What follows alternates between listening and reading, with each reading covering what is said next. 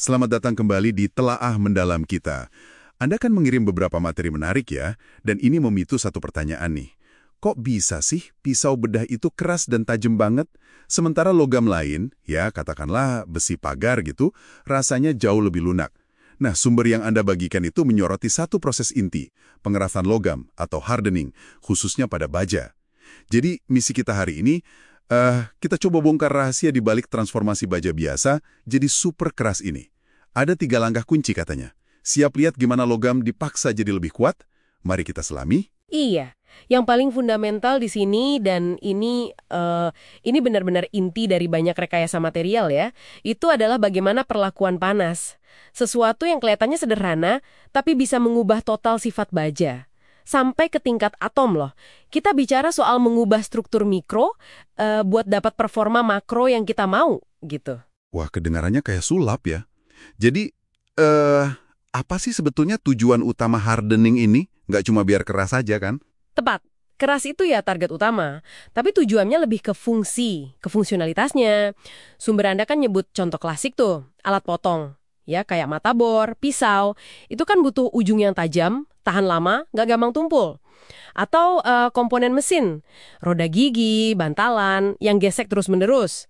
Nah, hardening ini ningkatin ketahanan aus sama kekuatan. Artinya, ya umur pakainya lebih panjang, performanya lebih bagus. Tanpa ini, banyak teknologi modern nggak bakal seawet atau seandal sekarang gitu. Oke, masuk akal. Nah, sumber Anda kan memecahnya jadi 3 langkah ya. Langkah pertama itu namanya austenitisasi. Ini kok namanya teknis banget. Apa nih yang terjadi di sini? Nah, ini fondasinya bisa dibilang gitu. Jadi baja itu dipanaskan ke suhu yang tinggi banget, jauh lebih panas dari oven dapur Anda lah pokoknya.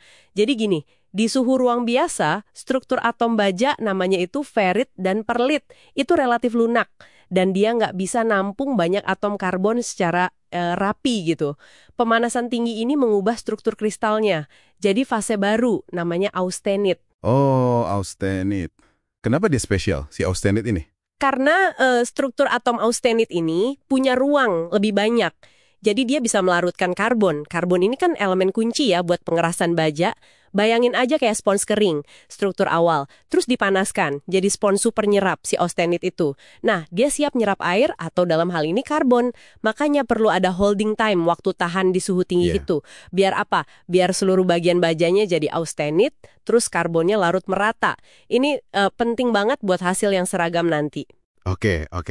Jadi baja udah panas nih, strukturnya berubah jadi austenit, karbonnya udah larut. Terus langkah selanjutnya apa? Katanya dramatis ya? Ini dia nih bagian yang paling gimana ya, paling menentukan. Quenching atau pendinginan super cepat. Baja yang masih panas membara tadi langsung diceburin gitu aja ke media pendingin. Bisa air, bisa oli, kadang juga udara atau gas khusus. Tujuannya, nah ini dia, mencegah atom karbon yang tadi udah larut itu, biar nggak sempat ngatur ulang dirinya balik lagi jadi struktur lunak pas bajanya dingin. Pokoknya harus cepet banget. Wah, kayak membanting pintu biar orang di dalam nggak sempat kabur gitu ya. Terus apa yang terjadi sama struktur bajanya gara-gara dipaksa dingin gini? Nah, hasilnya itu struktur baru. Strukturnya sangat terdistorsi, penuh tegangan internal, namanya martensit. Atom-atom karbonnya itu kejebak di dalam kisi kristal yang nggak sempat nata diri dengan benar. Kisi yang acak-acakan inilah yang bikin dia jadi super keras. Tapi, ada tapinya nih. Tapi juga rapuh, getas istilahnya. Nah, pilihan media pendingin ini juga penting banget, penuh konsekuensi. Oh iya, sumber Anda nyebutin ini ya soal trade-off. Kalau pakai air, katanya paling cepat dinginnya, hasilnya paling keras, tapi risikonya tinggi ya, bisa retak atau melengkung gitu. Betul sekali, risikonya paling besar. Nah, kalau oli, dia sedikit lebih santai pendinginannya, kekerasannya mungkin sedikit di bawah air, tapi jauh lebih aman dari retak. Makanya ini jadi favorit buat banyak jenis baja paduan. Terus ada lagi udara atau gas. Ini paling lambat. Biasanya buat baja-baja yang sangat sensitif, yang gampang banget retak kalau didinginkan terlalu cepat. Jadi ya, insinyur harus milih nih, mau keras maksimal tapi risiko tinggi, atau kompromi sedikit demi materialnya tetap utuh. Menarik. Jadi kita sekarang punya baja super keras, si martensit itu, tapi rapuh kayak kaca. Wah, ini jelas belum ideal dong ya buat banyak aplikasi. Terus gimana ngatasinnya? Disinilah langkah ketiga masuk, tempering. Baja martensit yang keras tapi getas tadi dipanaskan lagi. Tapi suhunya jauh lebih rendah dibanding pas austenitisasi awal tadi. Tujuannya unik nih, bukan buat ngerasin lagi, tapi justru buat melembutkan sedikit. Tapi ada alasannya. Loh, dilembutkan? Bukannya itu kebalikan dari tujuan awal ya? Kok malah dilembutkan? Hehe, kedengerannya gitu ya. Tapi ini soal keseimbangan. Pemanasan tempering ini, dia itu ngelepasin sebagian tegangan internal yang bikin si martensit tadi rapuh banget. Hasilnya, kita memang ngorbanin sedikit kekerasan puncaknya. Tapi sebagai gantinya, kita dapat peningkatan ketangguhan yang signifikan.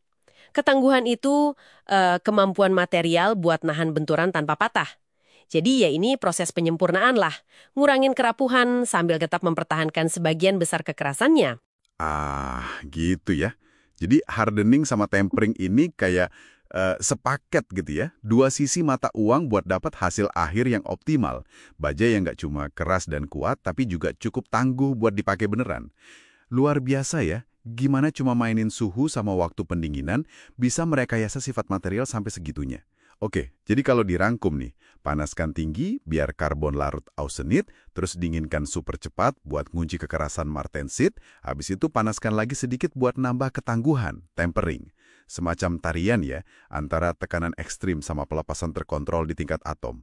Jadi setiap kali Anda kagum sama tajamnya pisau atau kuatnya kunci pas, ingat aja proses penyiksaan terkontrol yang udah dia lewati. Betul, dan ini membawa kita ke satu pemikiran menarik nih buat Anda bawa pulang. Kalau sifat dasar baja aja bisa diprogram sedemikian rupa ya, hanya dengan manipulasi susunan atomnya lewat panas dan dingin, apalagi yang mungkin.